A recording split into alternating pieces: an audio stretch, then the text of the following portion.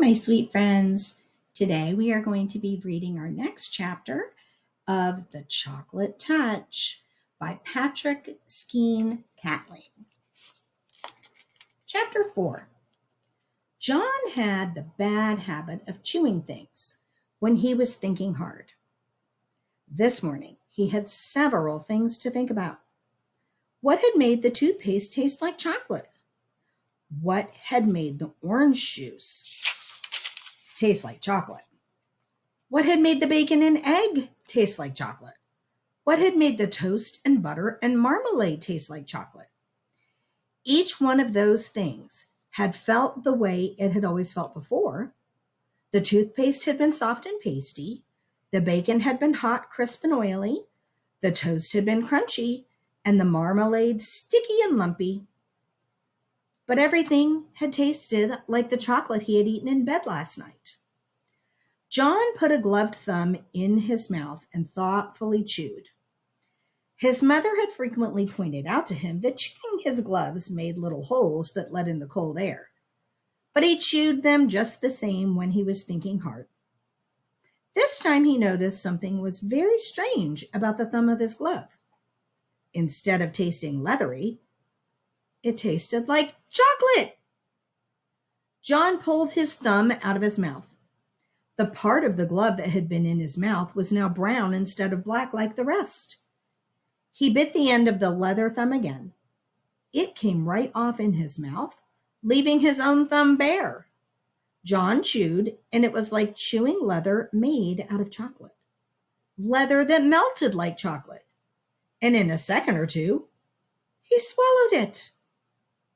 The gloves were not new. John had had them for quite a while. He could not understand why he had never thought of eating them before. He tried to tear off one of the fingers, but the leather was too strong for him. He put it into his mouth, and it immediately turned into chocolate. Then he was able to break it off easily. He popped it into his mouth and chewed it up and swallowed it. It was totally delicious. Walking along, devouring his glove, John did not notice one of his schoolfellows, Spider Wilson, until he heard his voice. "John's gone crazy! John's gone crazy!" Spider yelled. Then he turned on John. "Don't they feed you where you live?" he sneered. Spider was in the grade just above John's and was one of the meanest and slyest boys in the whole school. John gulped down a large piece of the second glove's palm and looked pleased. "What's the matter?" Spider demanded. "Do your people make you eat leather?" "This is special leather," John replied.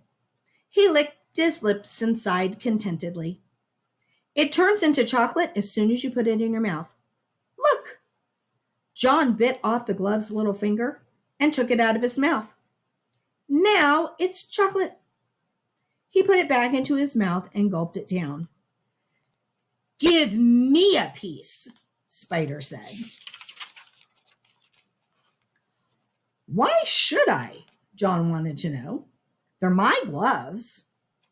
"Hand over a piece," Spider said. "Do I eat your gloves?" John asked reasonably with his mouth full of chocolate. "Why should you eat mine?" "Those aren't real gloves," Spider said. "Whenever one person has candy, he has to share it with the others. That's the club rule." "What club?" John asked. "Never mind what club," Spider said, "but you'd better let me have some of that chocolate." Without waiting longer, Spider snatched what was left of the second glove. John was too surprised to resist, and he didn't want to anyhow. He had a feeling that he'd had enough chocolate for a while. He was getting a little bit thirsty. Spider ran only a little way ahead. When he saw that John wasn't going to fight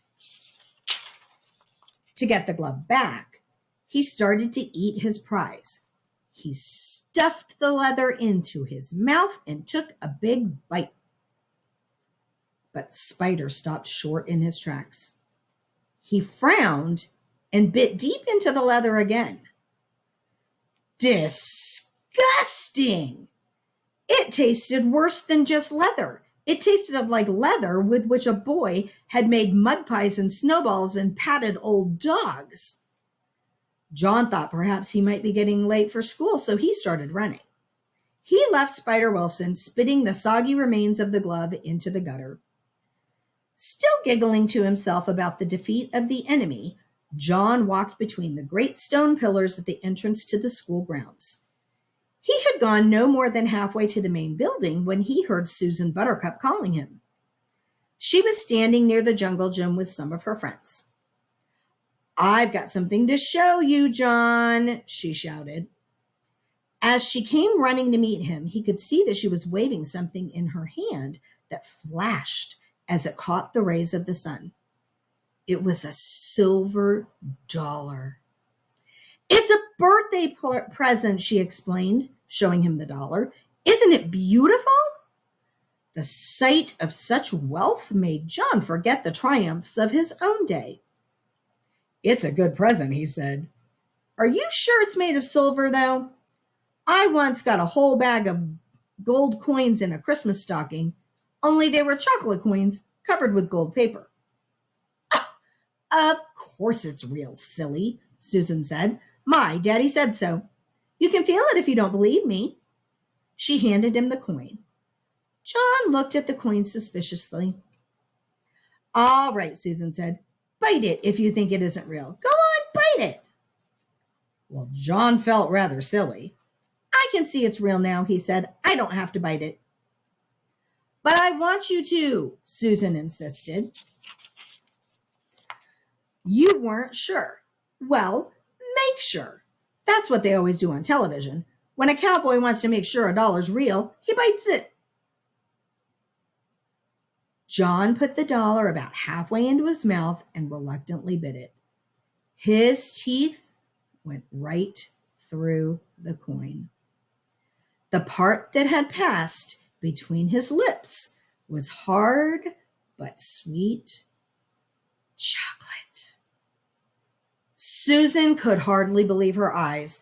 She had given John a complete circle of silver. He sadly handed back a crescent. John didn't know what to say. Susan couldn't speak. Tears trickled down her cheeks like rain down a window pane. She looked at the piece of the dollar in her hand. She looked up at John, whose face was red with embarrassment. "John Midas," Susan blurted out at last, "I hate you." She turned and ran away before John could think of anything at all to say. Now, before I say this is the end of our chapter, just a Mrs. Gomez reminder. Sometimes when we're reading a book, there will be words that aren't words that I want you guys to use. And "I hate you" is one of those words. So it's in the book and the author wrote it, but we don't ever use those words with anyone we know, do we?